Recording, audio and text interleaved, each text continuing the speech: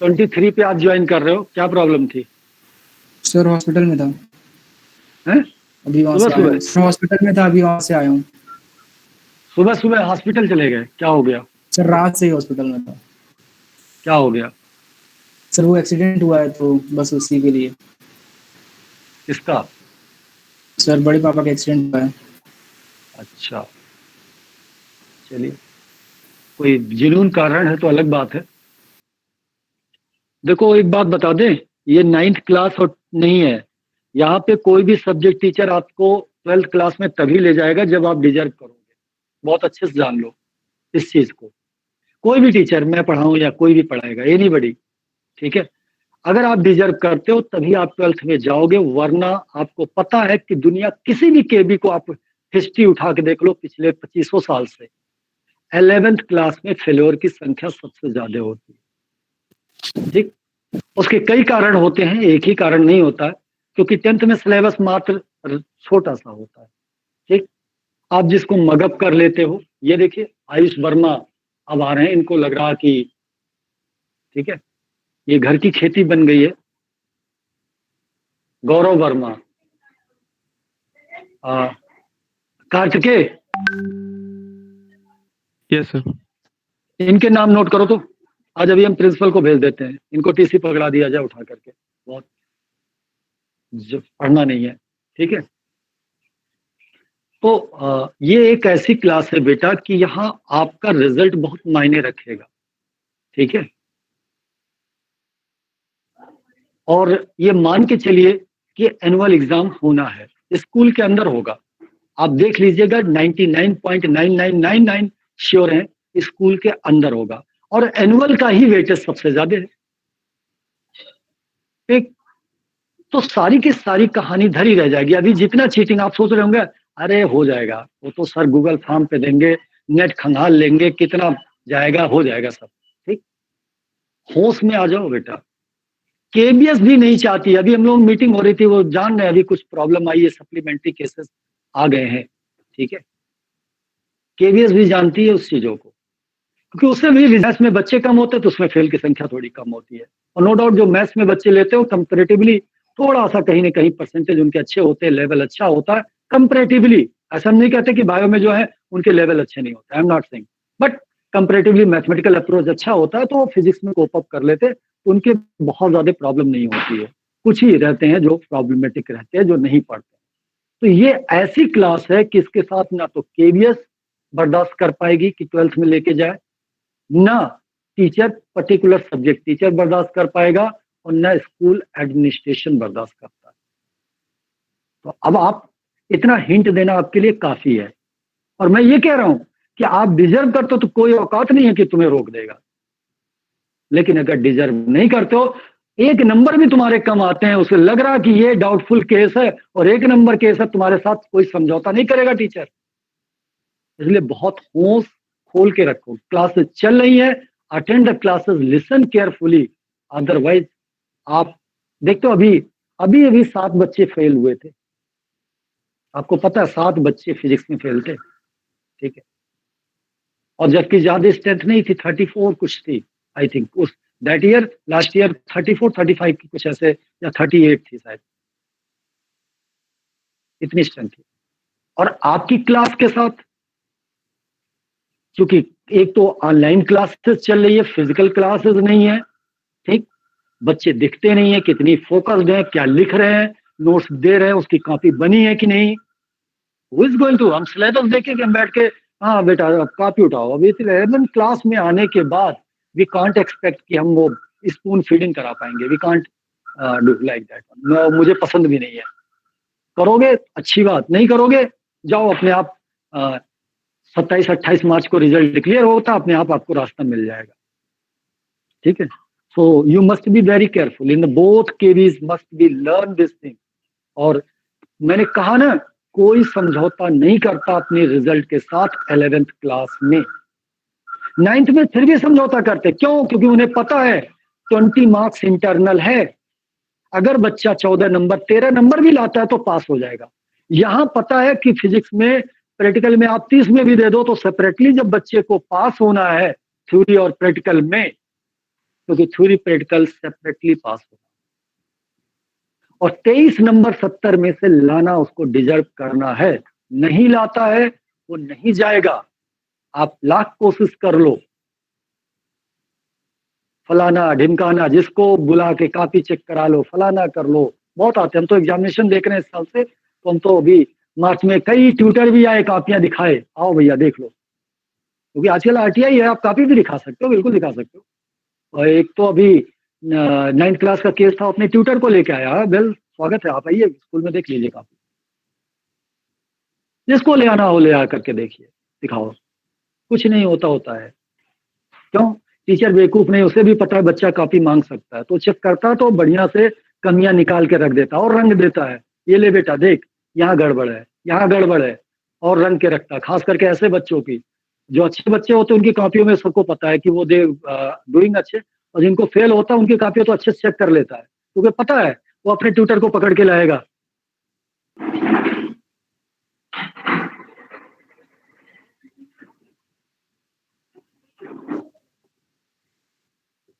Next topic is banking of roads.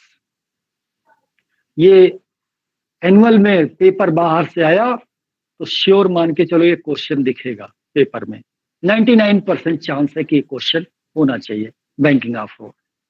और आप रट्टा मारने की कोशिश करोगे, जिसको फोर्स रिजॉल्व करने की तमीज नहीं है वो नहीं कर पाएगा।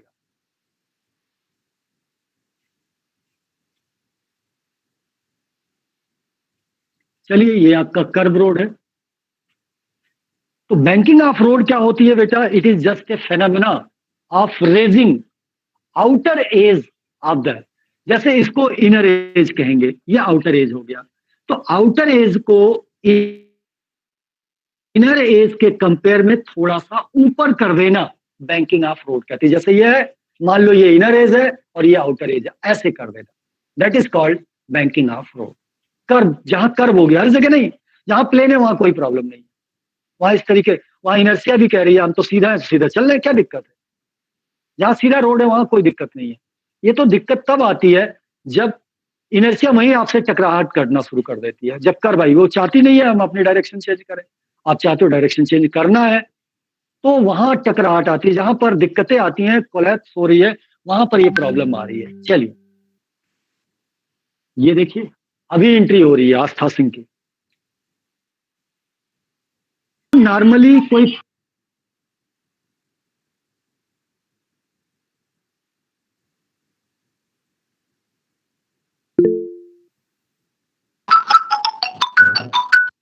बैंकिंग ऑफ रोड में क्या किया जाता है, ऐसे रोड को उठा दिया जाता है। ये अब एक्चुअल में रोड यहां आ गई, ये आपकी रोड हो गई, इसके अंदर मिट्टी भर करके, मटेरियल भर करके इसको बिल्कुल भर दिया ऐसे, तो रोड आपको ये दिखती है।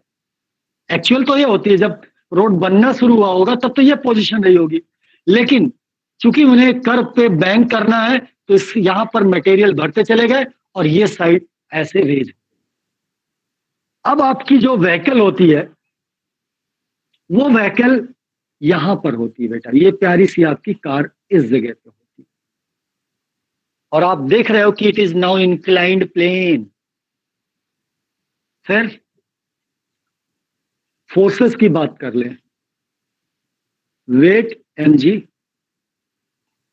और ये नॉर्मल रिएक्शन, क्योंकि नॉर्मल रिएक्शन हमेशा बेटा आपके सरफेस के नॉर्मल एक्ट करना है, वेट कहीं भी लगे, weight downward, normal reaction surface के परपेंडिकुलर हो।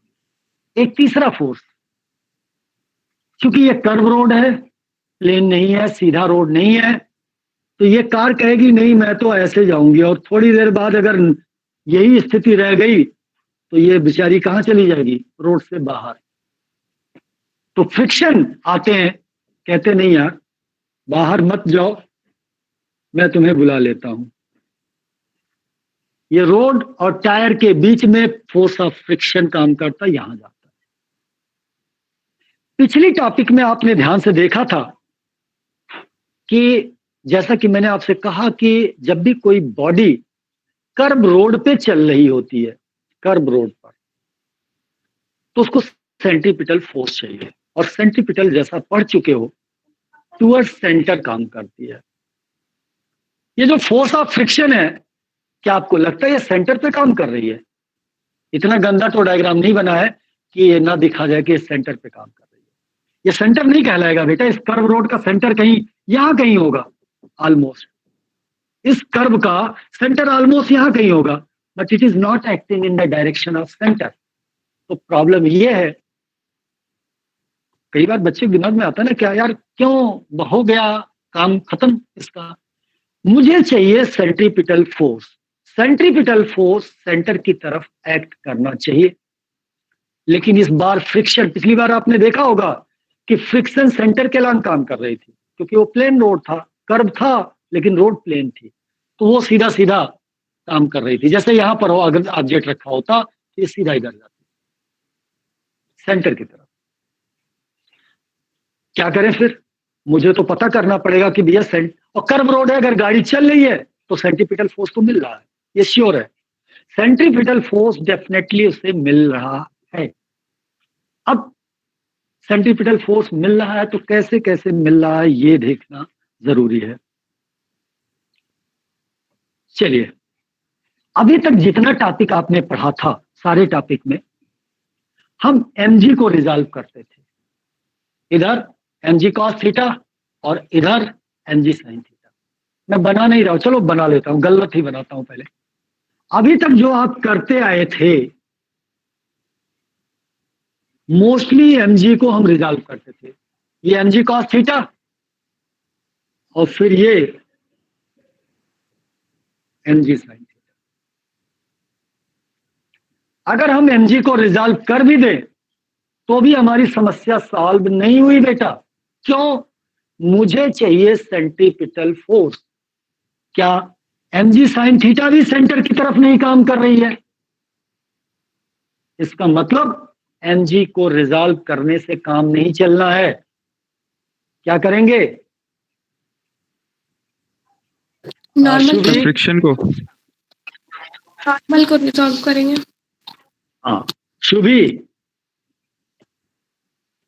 Shubhi, Gopal Yes, left sir. कर चुके हैं, जरा वॉच करिएगा, अगर ज्वाइन करते हैं then it's okay, otherwise attendance absent mark करिएगा। जो ऐसे बच्चे हैं, ठीक है, आपको पता होना चाहिए सी इज आस्किंग और सी इज वॉचिंग आल्सो, और वो पूछ लेती है मैसेज करके कि सर इन्होंने इतनी देर तक क्लास ज्वाइन किया था और उसके बाद क्लास लेफ्ट कर गए थे, अटेंडेंस देना है कि नहीं, see send to the message, I just say yes और नो। अगर लगता है कि वो बच्चा वास्तव में 2-4 मिनट के लिए लेफ्ट हुआ, क्योंकि कई बार नेटवर्क प्रॉब्लम में सूझ आती है, तो हो सकता है, वो हो सकता है मैं भी लेफ्ट हो सकता हूँ, लेकिन अगर बच्चा केवल अटेंडेंस देने के लिए आया है तो मैं ऑलरेडी उससे कर चुका हूँ कि नहीं लगाना अटेंडेंस, तो यू मॉनिटर दिस थिंग।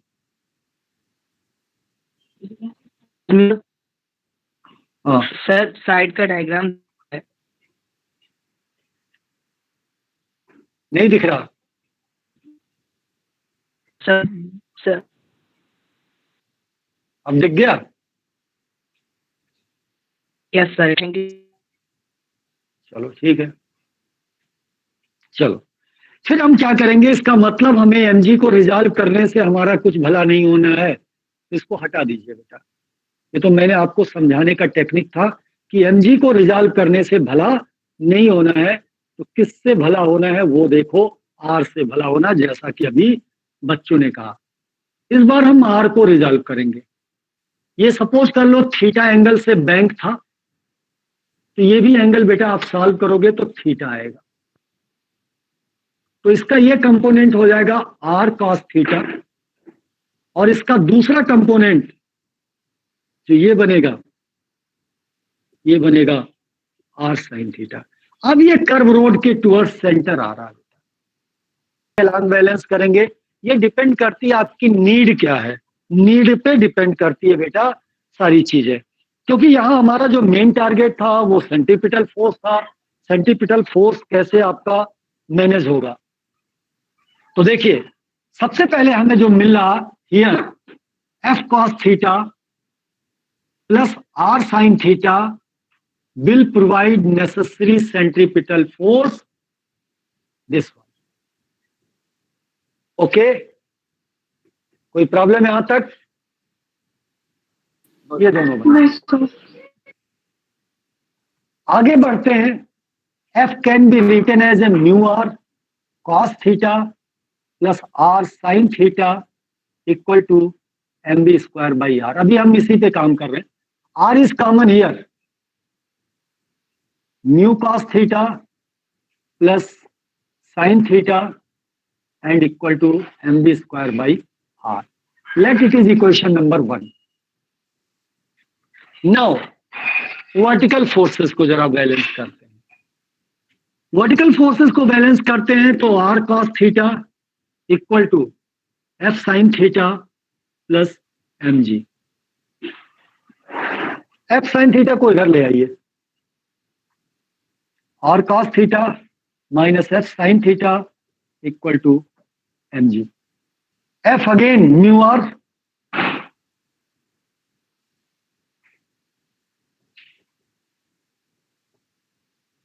बच्चे को दिख रहा है भाई? जिस बच्चे को किनारे नहीं दिख रहा था अब इधर दिख रहा होगा। चलो थोड़ा चेंज कर देते हैं।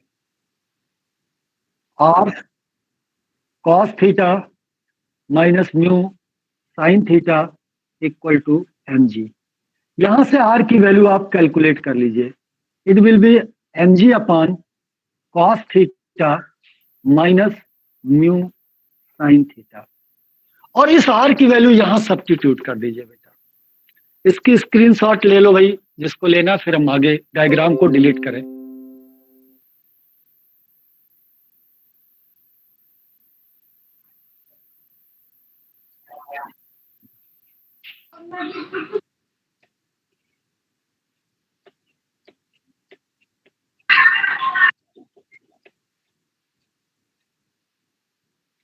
चलिए, now substitute the value of r in equation 1। Equation 1 में r की वैल्यू सब्स्टिट्यूट कर दीजिए। So mb square by r equal to, r की वैल्यू आपके पास आ गई mg divided by cos theta minus mu sine theta into, already क्या यहां पर था ये bracket, divided by cos theta minus mu sin theta. So V equal to square root of Rg mu cos theta plus sin theta divided by cos theta minus mu sin theta. This will be the maximum safest velocity on the bank road. ये वो maximum velocity है जिससे हम किसी bank road पर, no doubt अच्छा होगा, लेकिन ये तो एक बार बनने के बाद फिक्स हो जाती है ना, बदल तो सकती नहीं। तो at the time of road बनाते वक्त इंजीनियर डिसाइड करता क्या उसका रेडियस रखे, कितनी रेडियस रखा जाए सो दैट स्पीड मेंटेन रहे हाईवे पे। तो this is the maximum safest velocity on A bank road. लेकिन जैसा कि मैंने आपसे कहा था टॉपिक स्टार्ट करते हुए कि यार बैंकिंग में हम ये नहीं चाहते कि फ्रिक्शन पे विश्वास करें, क्योंकि फ्रिक्शन, पड़ोसी पानी डाल देगा तो क्या करेंगे, उसके आसपास रहने वाले घर वाले ने डाल दिया, हम तो इससे जल रहे थे इस वेलोसिटी से, और आए तो पानी डाल दिया उसने उठा करके। Then this is the maximum speed only when you are considering friction पे विश्वास नहीं करना चाहते हो, then it will be your maximum safest velocity. Then it will be your maximum safest velocity. लेकिन नो डाउट ये कंपैरेटिवली इससे कम होगा, ठीक है, लेकिन आप सेफ हो, इसीलिए आपके हाईवे की स्पीड बढ़ जाती है। क्योंकि आप तो जब चलते हो तो आप केवल बैंकिंग को थोड़ी ध्यान रखते हो, आप तो गाड़ी की एक्सीलेटर दबाए चले जा रहे हो, और आपको दोनों फायदे कर रहे हैं यहाँ पर। एक तो बैंकिंग भी काम कर रही है, दूसरा फ्रिक्शन भी काम कर रही है। इस वजह से आपकी स्पीड एक लिमिट के बियॉन्ड भी चली जाती है। लेकिन अगर हम केवल बैंकिंग को कंसीडर करें तो केवल यही आएगी, फ्रिक्शन पे विश्वास नहीं करना है, तो हमारी स्पीड मैक्सिमम ये होनी चाहिए, इससे ज्यादा नहीं होनी चाहिए। This is all about the banking of road बेटा। Excuse me sir. जी सर, ये जो सेकंड वाला फॉर्मूला है V equal under root of RG tan theta,